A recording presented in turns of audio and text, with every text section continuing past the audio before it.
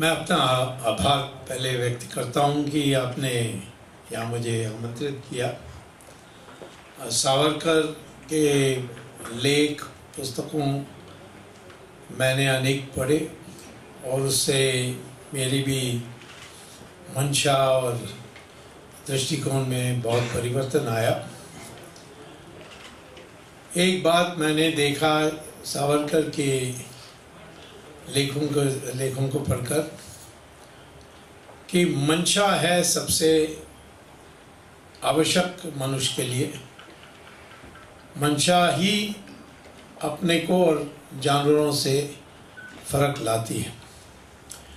1000 बकरी एक जगह में खड़े हैं और एक शेर आएगा तो यद्यपि संख्या तो बकरी के साथ है लेकिन भागेगा भी बकरी।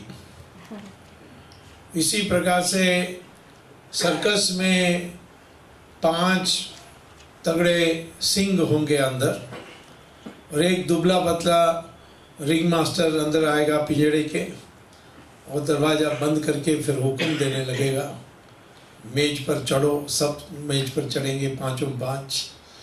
मुंह खोलो, मुंह खोलेंगे, अपना गर्दन रखेगा एक एक में और दर्शक लोग सब ताली बजाएंगे।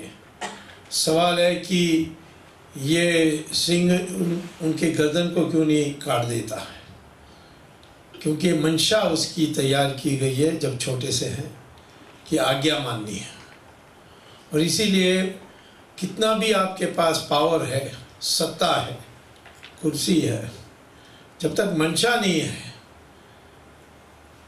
तब तक आप उसको देश के साथ न्याय नहीं कर सकते। ये मैंने उनकी लेखों को पढ़कर ये संदेश लिया है।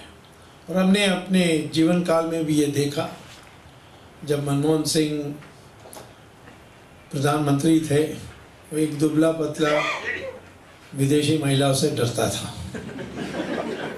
सबसे शक्तिशाली कुर्सी हमारे देश में उसमें बैठा, लेकिन आज्ञा मानता था क्योंकि उसकी मंशा बचपन से इसी प्रकार से तय करेगी। यद्यपि उनकी चरित्र, व्यक्तिगत चरित्र के बारे कोई यानी कुछ आरोप नहीं लगा सकता है, लेकिन उसकी राष्ट्रीय चरित्र जो है वो हमारे राष्ट्र के लिए जो मंशा होनी चाहिए वो होनी चाहिए। इसीलिए 1857 पर जो पुस्तक लिखी वो एक रेवोल्यूशनरी पुस्तक है।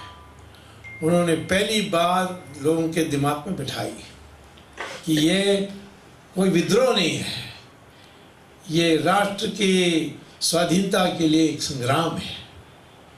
और उस संग्राम को शिवाजी, महाराणा प्रताप और विजयनगरम, इन सब से जोड़कर उन्होंने कहा कि हमारी जो इतिहास है वो तो अन्याय के विरुद्ध में खड़ा होना, दमन के खिलाफ खड़ा होना।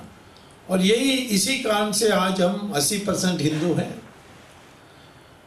मुझे सऊदी अरेबियन स्टूडेंट्स एक मेरा था, जब मैं हार्वर्ड विदेश में पढ़ा रहा था, उसने मुझे एक बार पूछा कि आप हम लोग रिसर्च कर रहे हैं सऊदी अरेबिया में कि ये इंडिया 80% हिंदू कैसा है, क्योंकि जहाँ भी इस्लाम गई और देश की कब्जा की, उन्होंने उस देश को 100% मुस्लिम बना दी। ईरान में जहाँ ज़ोरोएस्ट्रियंस थे वहाँ कब्जा करने के बाद 15 साल में उसको 100% मुस्लिम बना दी, इस्लाम में बदल दी। मेसोपोटामिया, बेबीलोन, जिसका नया नाम है इराक, उसको भी उन्होंने 17 साल में कर दी। और इजिप्ट को 21 साल में। क्रिश्चियंस ने यूरोप को 50 साल में 100% क्रिश्चियन बना दी। लेकिन यहाँ 800 साल मुसलमानों ने राज की, 200 साल क्रिश्चियंस ने अंग्रेज़ों के ज़रिए राज की, और ये फिर भी हम 80% हिंदू हैं। उसके कारण सदा लड़ते रहे और अपनी इतिहास के पुस्तक में लिखी नहीं। और इसीलिए सारे जो सावरकर ने जो शुरुआत की 1857 के लिए, उसी से कड़ी में शिवाजी, विजयनगरम, अहोम डायनेस्टी, गुरु गोविंद सिंह, सब जोड़कर देखेंगे तो इसी कारण से है कि आज हम 80% हिंदू हैं। तो वो मंशा जो चाहिए, वो मंशा आज और भी आवश्यक है, क्योंकि इतने प्रचार तंत्रों में इतनी शक्ति आ गई है कि कभी भी ब्रेन वॉश हो सकते हैं। और इसीलिए जो उनका दूसरा कल्पना थी हिंदुत्व, जो हिंदुत्व माने वो उपासना पद्धति से नहीं जोड़ा था, उन्होंने एक भावना से, एक रिश्ते से, माँ बाप के बीच में रिश्ते, बाप बेटा के बीच में रिश्ते, ये सारी चीज़ों हिंदुत्व के आधारित था। तो इसीलिए एक महान विचारक इस देश के, यानी कभी कभी कहा जाता है कि दोनों सावरकर और अम्बेडकर, इन दोनों को इतने बड़े बुद्धिजीवी थे, उनको मान्यता जो मिलनी चाहिए थी नहीं मिली। अम्बेडकर को भारत रत्न 1990 में मिली थी, जब जनता गवर्नमेंट थी। सरदार पटेल को भी 1991 में ही भारत रत्न मिली। भारत रत्न तो नेहरू परिवार के कब्जे में थी। मैं जब मिनिस्टर बना 1990 में, तब मैंने फाइल्स देखे तो पहला भारत रत्न जवाहरलाल नेहरू को मिला था, स्थापित भी उन्होंने किया, और फाइल में लिखा था I Jawaharlal Nehru hereby award Bharat Ratna to Jawaharlal Nehru, sign Jawaharlal Nehru.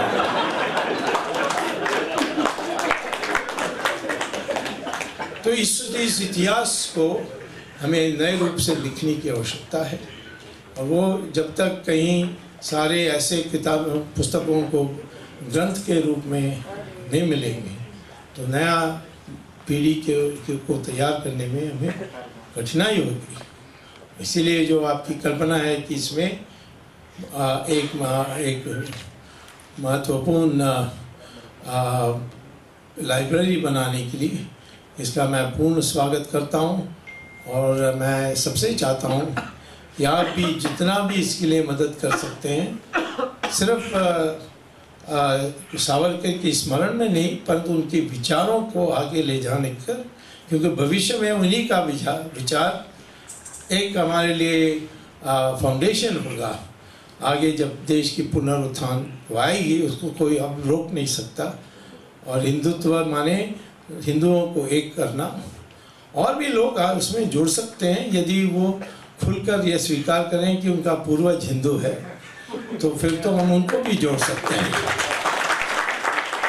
वो वास्तविकता है, और उस एकता को हिंदुत्व के जरिए लाकर हमारे देश में पुनरुत्थान करें, उसका हमारा लक्ष्य है। और इसीलिए इसके लिए ग्रंथालय, इसमें जो पुस्तकें सारे जो उपलब्ध होनी चाहिए उसकी प्रयास में मेरा तो पूरा समर्थन और सहयोग होगा। धन्यवाद, नमस्कार।